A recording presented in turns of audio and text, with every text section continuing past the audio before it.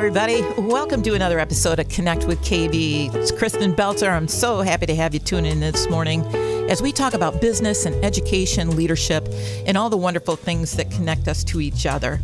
Since 1988, Marshall Commercial Properties has produced comprehensive market insights for the Greater Lansing Area, detailing local office, retail, and industrial statistics, major transactions, industry trends, and market forecasts. The company has been a hallmark of commercial real estate for over 60 years. Here to share some insights with me today on the early 2023 market are Tom Jamieson and Chris Miller. Welcome to Connect with KB, guys. It's great to have you here. Thanks for having us. Thank you. Absolutely. Let's talk first. I'm going to go to you, Tom. I want you to share the Martin story. Yeah, like you just mentioned, we've been around 60 years. Van Martin's the owner of the company, does a great job of leading us in the real estate industry. One of the misconceptions is when you see those signs, those Martin signs all throughout, is we don't own those properties. We are a third-party real estate vendor. So we represent landlords in selling, leasing. We also represent tenants in trying to find space, find industrial buildings, retail buildings, office buildings. And then not only do we do the brokerage services, but we also do property management. So we have we assist those landlords in managing those properties in whatever aspect they need. And then also we do project management. We got Jason Burnett, who handles the project management for construction services. We also do corporate services, and we also do, what's that last one I'm trying to think of, in investment. There you go. There you go. You bet. Chris. Yeah. So yeah, I missed on Chris because he does the investment. So Should have piped in. Sorry, yeah, Tom. sorry. That's okay. Yeah, you don't never leave your wingman.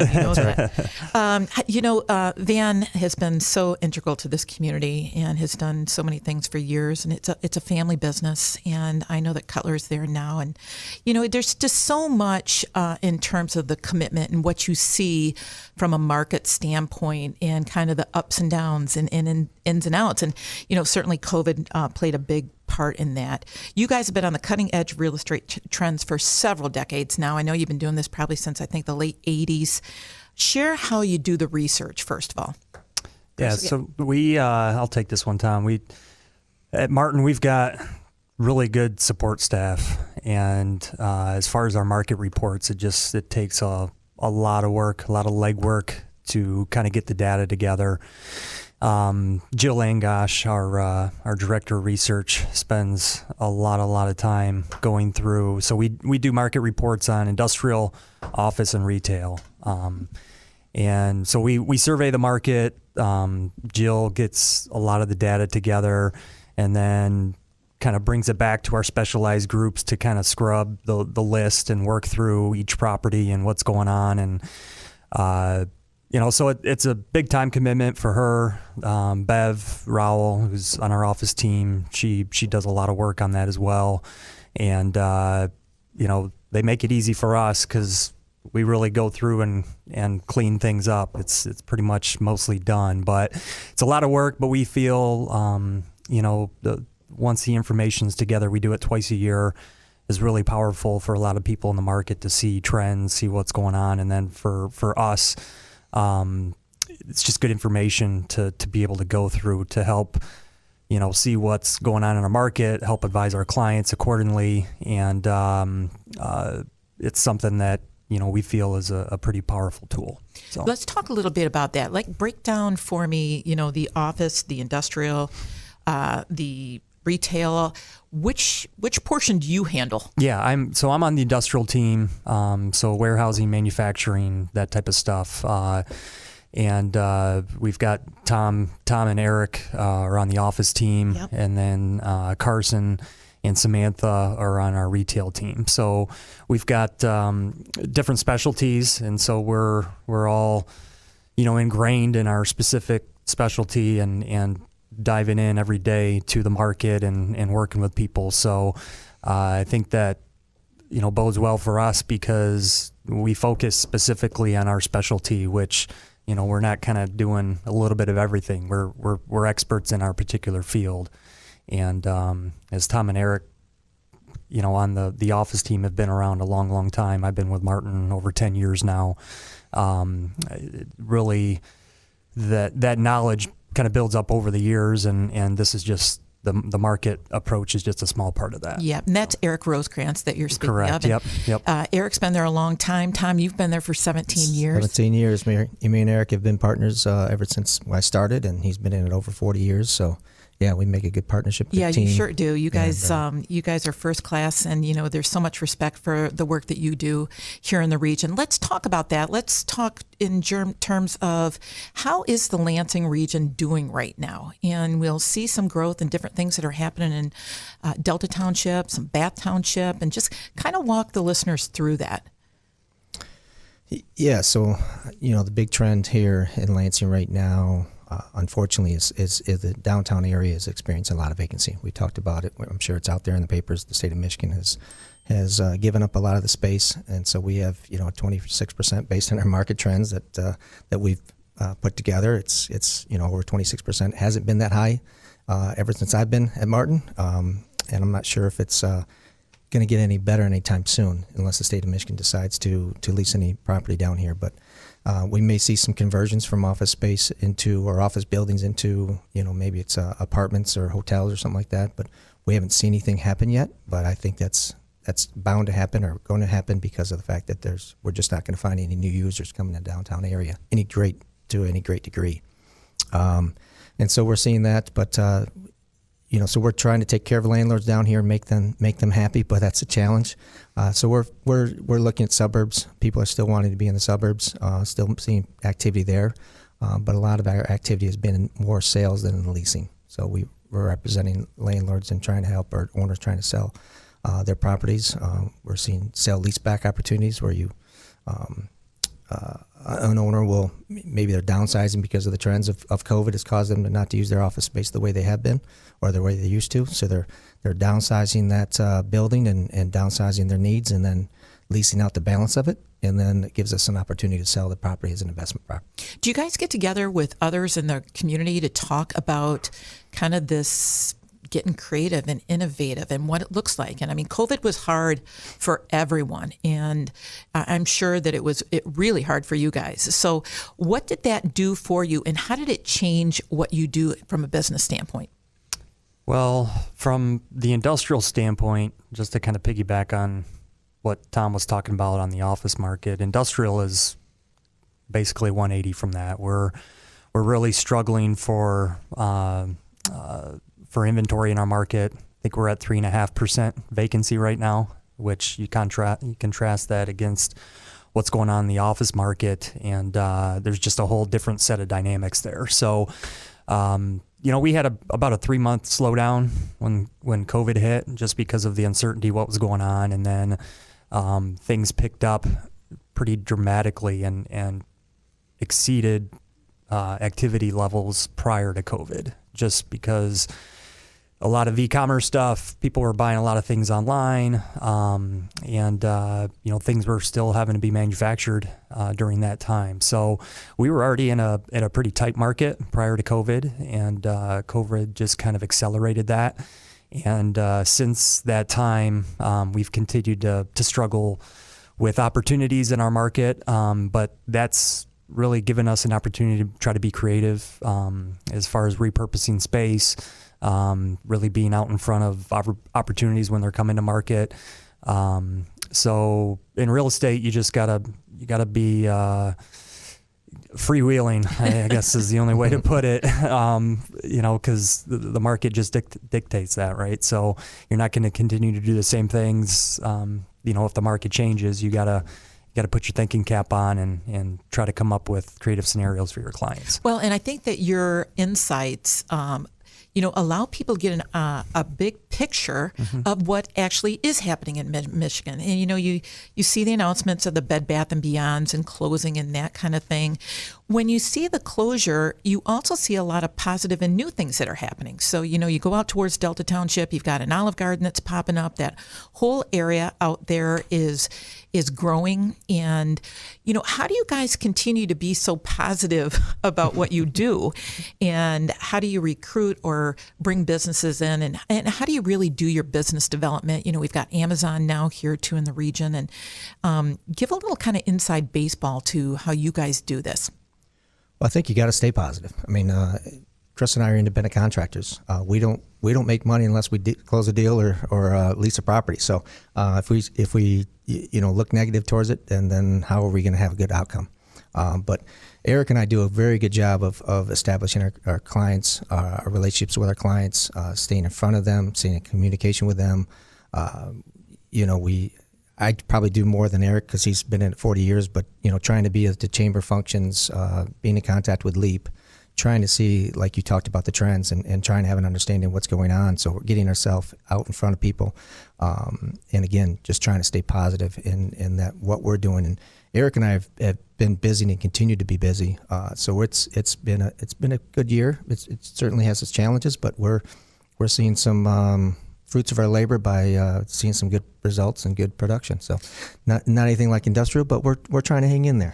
When you guys think about downtown Lansing and what could be, and we've heard for years and years some different options and things, and we've got Ron Bogie right next door in regards to the Louis. And do you guys get together though? Do you talk with others? And what kind of creative and innovative ideas do you come up with? And are some of these things where you talk about properties like the City Hall, are those completely off the table now, or is there still ongoing discussion about what could potentially happen? Yeah, there is talk, just like you said with Ron Bogie. There's some rumors out there that he may have something to do with the City Hall and staying downtown and very close to one of his properties, a property that he acquired a little bit ago. Can't speak too much to details, but I think it's going to be happening soon. And Ron, he's going to make it happen. If he sees an opportunity, he's going to somehow close it and make it work. So Ron's had a great partnership with state government too, and those relationships are so critical, and they're critical for you guys too. And how do you continue to do that? I mean, are you calling your clients all the time and getting in front of them, and then like sharing this type of information with them so they really understand how it impacts them?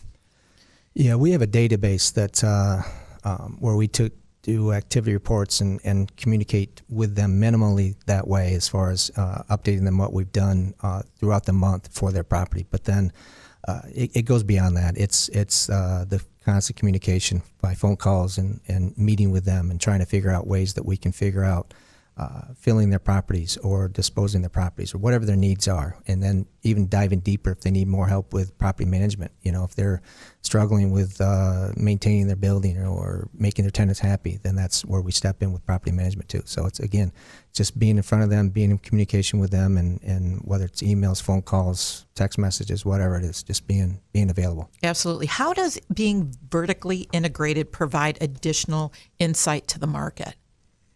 Well, I can speak on the industrial side of things. It just allows, I think, a shorter deal cycle a lot of times, because, whether it's build out or, if our property management's involved in a property, our lag time for communication regarding certain things, or, we might get a quote for build out work from our project management team. I think we can really shorten the cycle of a typical deal, which is important to us and our clients, because in real estate, time kills deals. So if there's a huge lag between when we first engage a tenant to getting a lease done, a lot of times they might go elsewhere, they might change plans, so on and so forth. So having all those tools at our disposal really helps shorten that time frame and allow us to quickly vet an opportunity and either do a deal or move on to the next one. Are interest rates really impacting people and pulling the trigger right now? It is more so on the investment side of things. So, when people are looking to buy an income producing property, they're buying it based upon a cash flow.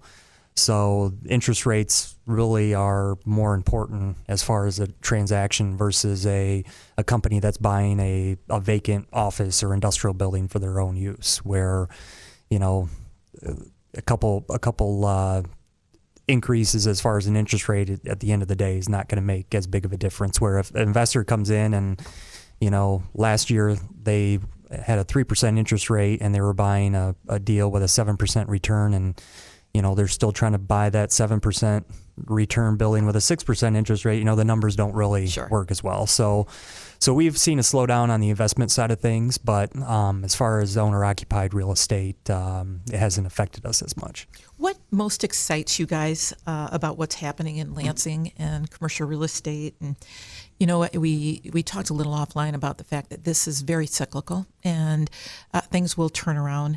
But what are the positives that you want to share about the Lansing region and about people being here?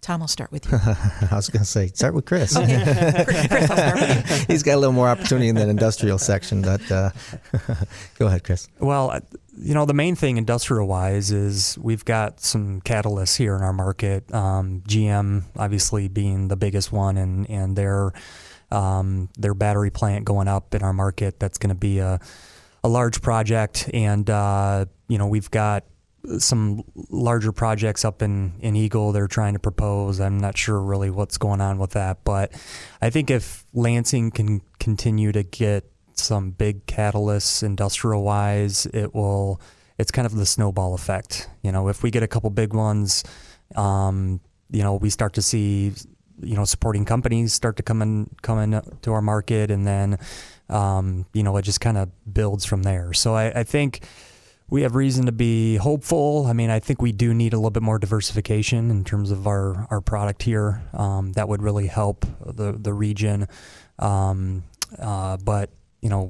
the fact that they continue to invest in our market says a lot. And I think, we always compete with the Detroits and the Grand Rapids of the world, and we're a lot of times looked at second fiddle to them. But I think we've got a lot of benefits that they don't have there, that we just need to continue to highlight. And, we've got a capital and university here. We should be dynamic. We should be building lots of different things here. And I think the focus is there, just needs to continue to build. But all in all, I think we're in a good position from the industrial side of things. And I'll let Tom kind of talk about office, because I know that's on, again, the other side of the spectrum. It's a little bit tougher to put a positive spin on that one. But, I think from that standpoint, we're headed in the right direction. Yeah, great. Tom? Yeah, in the office again, Eric and I have seen some good momentum for this first quarter of the year, and we see that continuing on. It tends to slow down in the summertime, but I don't think it will this year. I think we're going to continue on satisfying our clients with results, and I think that we'll make some people happy by selling their buildings and filling their buildings up with tenants. So it's what my excitement is our positive outlook and our positive attitudes. Yeah, you bet. You guys have been in this industry a long time. What is the best part of it, and what's the best part about working at Martin? I would say our people right now. We've done a good job of hiring some good people in management, property management, project management. Wesley Rosekrantz, son of Eric, has done a good job assisting Jason, and it's just Van's been doing a good job of leading us in the right direction, and I think we're going to continue on that and build on it. Yeah, I think Eric's got another one over in Grand Rapids doing some work. And Blake helps us out in Grand Rapids. So we got a Grand Rapids office. Absolutely. Yeah. Chris? And the thing I want to talk a little bit about, the thing I enjoy most, and I talk about this with clients all the time, is I go into a lot of different facilities and get to see what they do, and it's just amazing to me all the little niches that people have in terms of what they do, what they're building, and it just opens up your eyes on all the little things that go on to help result in the much bigger, I guess, overall things that we see on a daily basis. So that's kind of an enjoyable part of my business, is just being able to see all the different businesses around here, what they do, how they contribute, and what people are doing in those facilities each and every day. Yeah. Well, I so appreciate the commitment to the region. You guys are doing a great job. Obviously, Martin's done a lot of things right, been in the area for over 60 years, so I wish you guys continued success, and I appreciate you coming on with me today. Thank you for having us. Thanks for having us. Absolutely. Right. I want to thank my guests, Chris Miller and Tom Jamieson from Martin Commercial Properties. I also want to thank my supporting sponsors, Governmental Consultant Services, Dowding Industries, AF Group, Public Affairs Associates, Mercantile Bank, and the Leaderboard, Grand Rapids' new premier golf simulator experience. You can listen to all my podcasts at connectwithkb.com. Until we connect again, go live your best life. I'm your host, Kristen Belzer.